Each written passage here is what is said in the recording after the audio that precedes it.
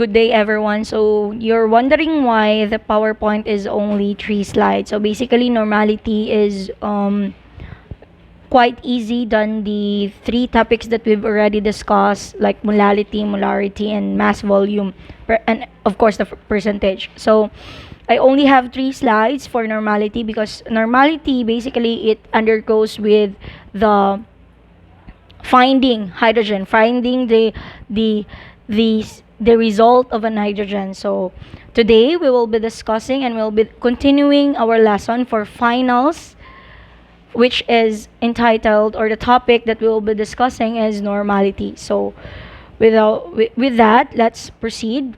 So let's define first what is normality. So another way to express concentration other than molarity, percentage of volume and mass, we can express also it by normality. It refers to the number equivalent of solute per liter of a solution. So it can be determined from the molarity of the solution. So now let's proceed to this solving a problem. Okay. So the constant formula for normality is equals to moles of solute per liters of solution, multiply it to equivalent of solute over moles of solute, equals equivalent over liter. So an equivalent means the mass divided by the number of replaceable hydrogen H plus in hydroxide ion OOH negative. So that's why I'm saying a while ago that when we say normality, it is focuses on how to identify or find as the hydrogen or the oxide.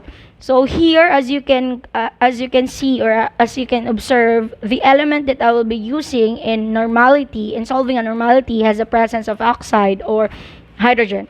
Okay, so see the equivalent of some substance below. So this is how we can solve normality. Like for example, hydrogen chloride. So let's begin on the first step, which is we have to find the atomic weight of each substances. So for each element. So for HCl, as we all know, H is the atomic weight of hydrogen is 1. The atomic weight of chlorine is 35. Okay. So you have to multiply. As we all know, the subscript of each element has 1, invisible 1. So hydrogen, you have to multiply the atomic weight of the hydrogen and the subscript of the hydrogen, which is also 1. So 1 times 1 is equals 1. And the chlorine, 1. As I've said, if there is no subscript there in the number, may equivalent na agad yun siya na invisible 1. So 1 multiplied to the atomic weight of chlorine, which is 35, is equals to 35. So add 35 plus 1 is equals to 36. That is the reason how we can find the 36 number in the PowerPoint here. Then divide it into the first element in the compound, which is the hydrogen. So as I've said, the subscript of the hydrogen here is 1. Is 1. So divide 36 into 1. So 36 divided by 1 is equals to 36. So the column here, the symbols, just copy the compound that we will be using. So it's very simple, right? Next element, we have H2SO4. Okay. Here, there is a lot of element that is actually included.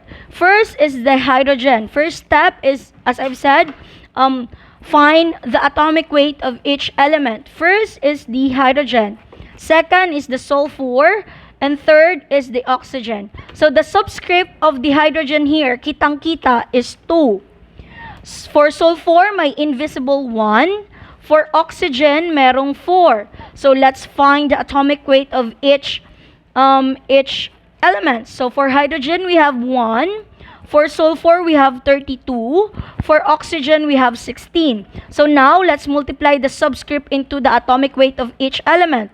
2 multiplied by 1 is equals to 2.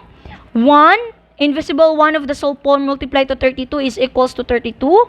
4 multiply to the atomic weight of oxygen, which is 16, is equals to 64. So now, let's add all of the totals in each element. 2 plus 32 plus 64 is equals to 98. So that is the reason why we get 98, the result 98. So now, multiply it to the first element in the compound. So what is the first element, which is hydrogen?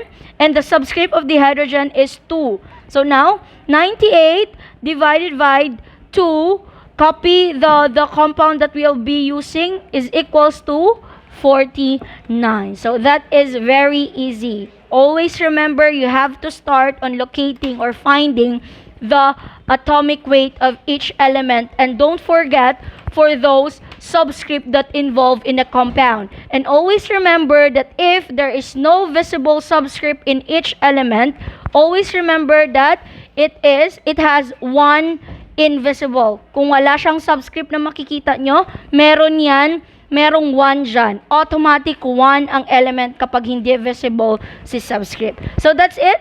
That is the reason, that is the explanation how we can get the result or the solution of normality. I hope you get my example. It's very simple. So this is part of your final examination, continuing the titration lesson. Okay, thank you very much. And if you have question clarification, you can ask me, you can direct message me in Messenger, or you can raise it on the group chat. Thank you so much, and wait for the uploading of the last lesson, which is titration. And with that, I want to give you an assignment. So for the assignment, that you will be passing it by Monday is research for the procedures or steps of titration. Okay, again, research the steps or procedure in titration. Okay, so you can send it to me in Messenger, or you can email it to my Gmail account. Okay ba yon? So you can put it in the band paper or yellow paper, any type of paper. And if you want it to be on document, it's okay. Okay? So if you have no more question, and if you have question, just raise it in our group chat or direct message me. Thank you so much, and have a nice day or great day.